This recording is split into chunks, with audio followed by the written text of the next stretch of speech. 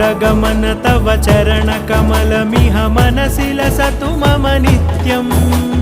गरुडगमन तव चरणकमलमिह मनसि लसतु मम नित्यम्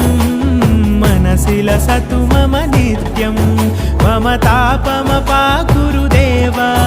मम पापमपाकुरु देवा मम तापमपाकुरु देवा मम पापमपाकुरु देवा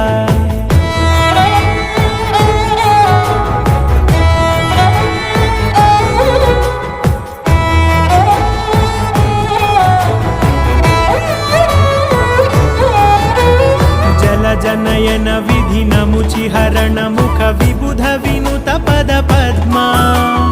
जल जनयन विधि नमुचिहरण मुख विबुध विनुत पद पद्मा